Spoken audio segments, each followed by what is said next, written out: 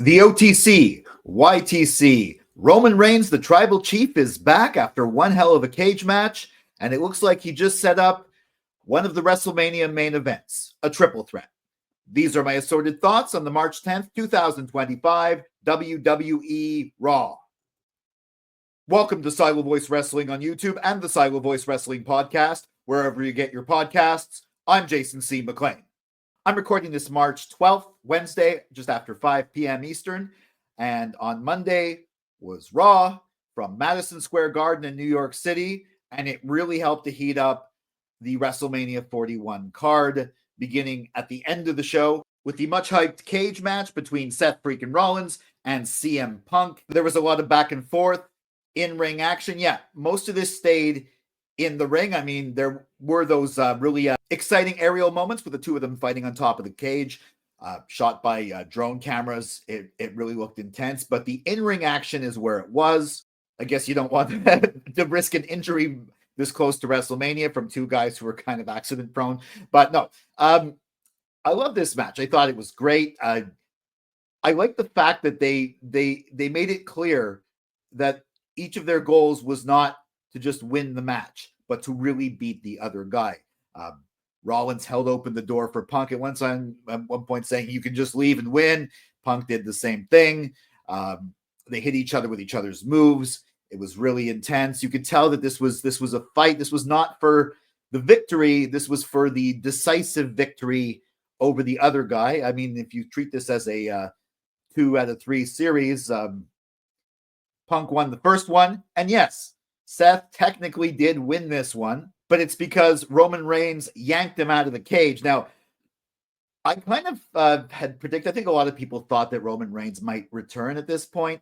And we kind of, even though the camera didn't show it, the shot was great. You see Rollins sort of sitting by the edge of the cage, and then you hear a roar of the crowd. The crowd obviously saw Roman before the cameras did, and then you just see someone yanking Rollins out of the cage. And then it's revealed, the announcers say it's Roman Reigns.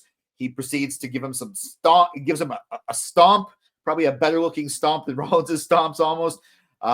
Really takes care of it. It's important that Rollins didn't want to win this way. And then I'm sure he definitely didn't want to beat down from Roman Reigns, someone who he thought he had taken out. There was a total look of shock on his face when he saw who it was that had pulled him out of the cage. As the security comes in, Roman is fighting them off, like challenging them, but then does the hoo-yah thing. But then he notices his attention shifts. He notices, and then we notice that inside the cage, somehow Paul Heyman snuck in. I don't know how he did this, but he very covertly, he's not the kind of guy you associate with being covert, but Paul Heyman snuck in and was sort of consoling or helping get CM Punk back to his feet. This was a bit too much for Roman, who came in, threw Punk against the cage wall, gave him the spear, and stood tall as the show went off the air with the executive producer, Paul Levesque, fitting credit. And the crowd was clearly chanting OTC. Now, they had been sort of divided on Seth and Punk. I mean, I think Punk's a little bit more popular, but they're both baby faces in the crowd. Love both of them. But then when Roman came in, it was just like, it's Roman. We're behind Roman. They were chanting OTC, various things in support. I think they're putting up their camera, putting up their ones. I was putting up my one. I got a CM Punk shirt on.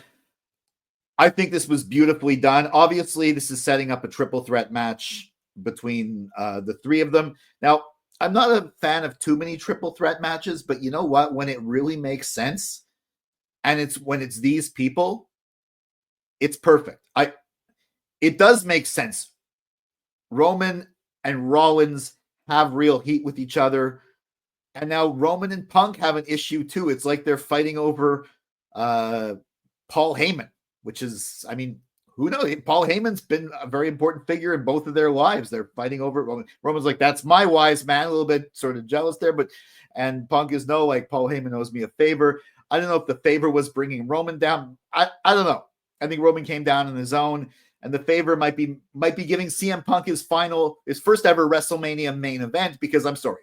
You get Roman, even if there's no title on the line. Yeah, you could maybe, the winner of this gets to fight the winner of the Cody Cena match at Backlash. Who knows? But even without that, Roman Reigns in a blood feud with Seth Rollins in a blood feud with CM Punk hating both these guys and just wanting to main event WrestleMania.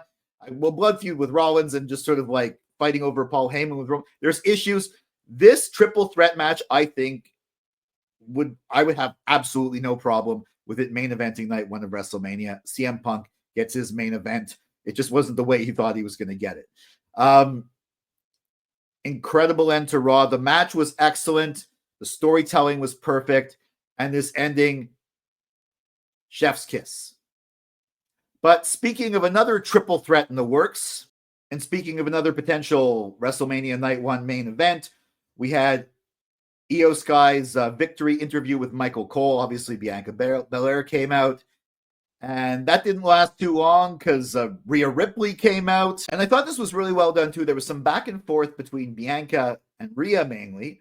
And they both, at one point or another, disrespected Iyo, pushed her to the side until Iyo just couldn't take it anymore and then just yanked Rhea away, slapped her, yanked Bianca, went up to Bianca, slapped her as well, too, and then started screaming like, I'm the champion. This is about me. Don't disrespect me. I don't know what she was saying, but she was kind of jumping up and down in Iyo Sky fashion, and she walked out with her music playing. Like, I think it was important because, yeah, a lot of the talk online and maybe even in the stands, too, is that the feud, the match everyone's really focusing on is Rhea versus Bianca, and Iyo was almost an afterthought, and then all of a sudden, wait, Io's the champion. Okay, we got to do a triple threat, but they're showing that Iyo is an important part of this triple threat, or even if it just stays a singles match, her against Bianca. She is the champion. She should not be disrespected like that. She is just as credible. In fact, she is just a top flight WWE superstar as Rhea and Bianca. Just because she's smaller, she fights in a different way. She's beaten Bianca Belair. And Rhea Ripley's never beaten her. I'm assuming this is going to become a triple threat. This is a great way to set it up because it's showing that no, Iyo should not be disregarded or disrespected because she has just as much a chance of winning as anybody else. I think Bianca's going to turn heel and win, but that's and then maybe fight Rhea or like Liv or something like that. Or no, Liv if she stays a babyface, but fight like Jade. Sorry, what am I talking about? Fight Jade for the title if she turns heel. But regardless of that, we're not there yet. Where we are is we haven't even set up the triple threat, but I definitely like this build to it and giving credibility not only to the triple threat, but also to Iyo's championship reign and possibility of winning at WrestleMania. The Tornado tag match between the New Day and the LWO, represented by Rey Mysterio and Dragon Lee, was a fun match. I was into it, but I was not super into it, but it was enjoyable because I knew that both these teams were going to be probably fighting other people at WrestleMania. Of course, this match really caught my attention when the mystery luchador arrived. Let's see, he's a luchador. Well, he's got a luchador mask on with the American flag on it. He's about the same build as Chad Gable. He was wearing the same clothing, as Kathy Kelly pointed out, that Gable was wearing later in the evening. And it even says American made on the mask. I wonder who this could be. Now, obviously, it's Chad Gable. We were all thinking it's Chad Gable.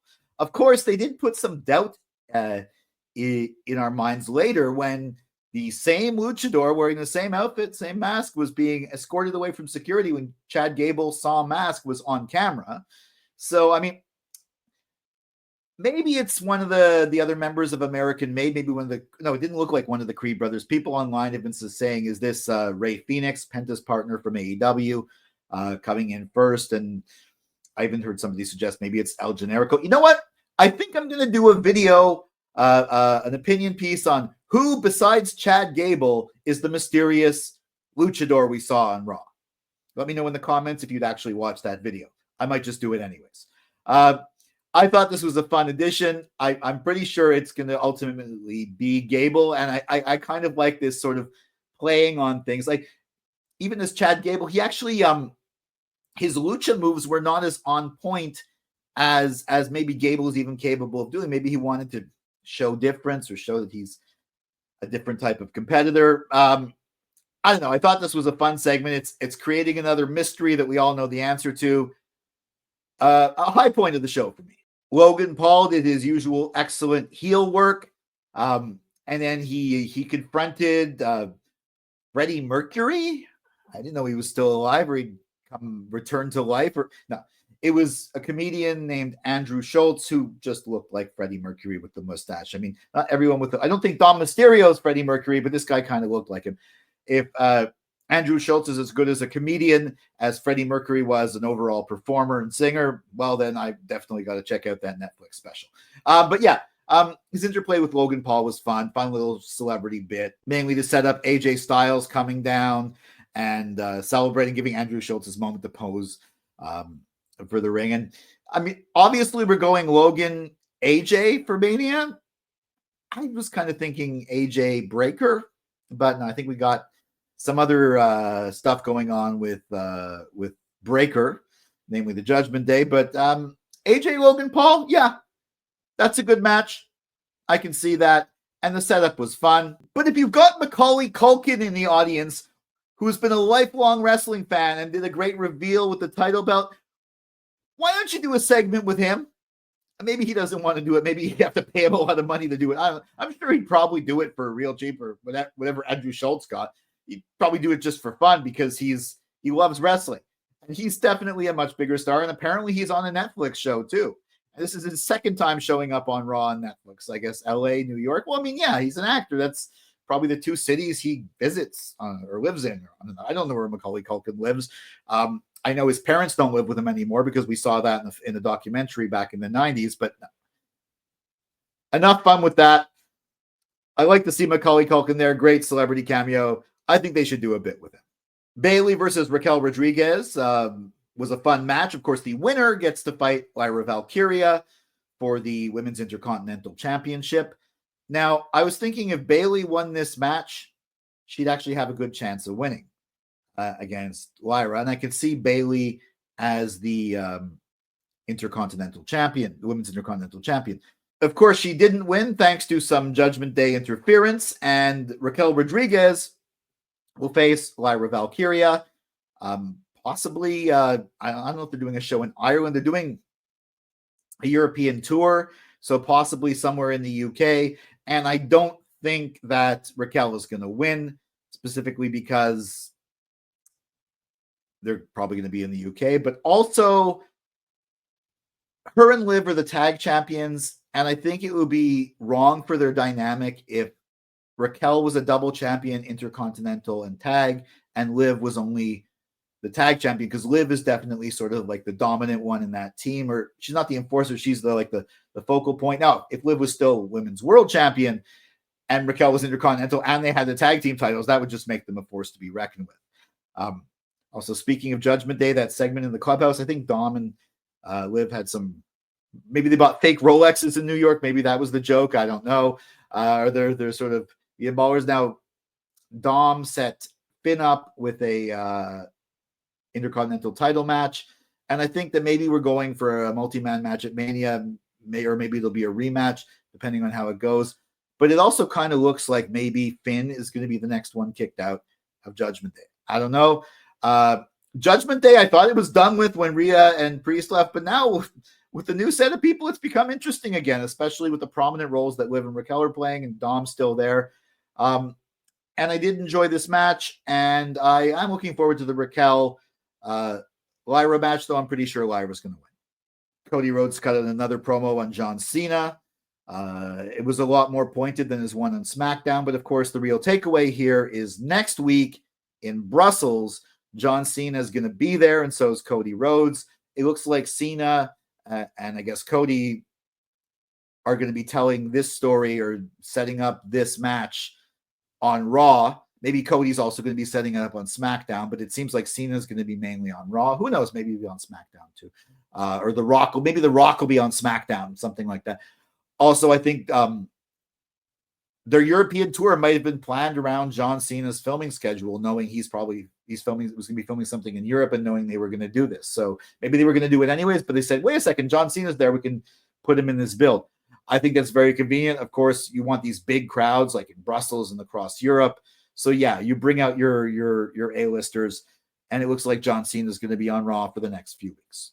The show started with the Jey Uso entrance and his match against Grayson Waller. It's rare for Raw to start off with a match. I don't think it started off with anything but a promo segment. Correct me if I'm wrong in the comments, but I think since they showed up on Netflix, it's always been promo segments. It didn't feel as exciting a start to the show as some of the other promo segments have been lately. And after Uso won and fended off A-Town Down Under, Gunther snuck up from behind, put him in the sleeper. I find that Alpha Academy maybe could have tried to interfere. Like, I mean, they said, we're there for you, man, after, but where were you tonight? I don't know. I think maybe they don't stand a chance against Gunther. They should have at least tried to jump in when A-Town Down Under were attacking Jay. I think that when they start hitting Europe, we're probably going to have a lot of shows starting with Jey Uso and that entrance. It's going to be as hot as ever. The build to WrestleMania, this is the longest build they've been doing for any match. This was the first one that was announced right after the Royal Rumble, a week after the Royal Rumble.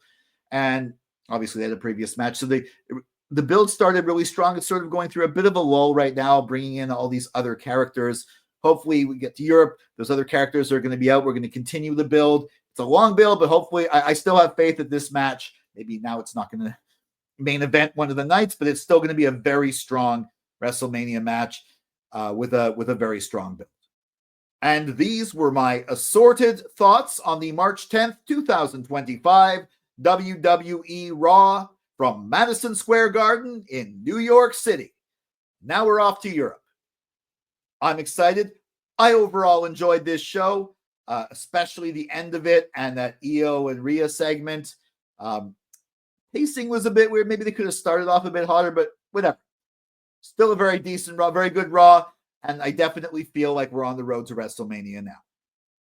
Do you agree with my assorted thoughts? Let me know in the comments. Follow at Silo Voice Wrestling on Facebook and Instagram, at Silo Wrestling on X, and me at Jason C. McLean on X and Instagram.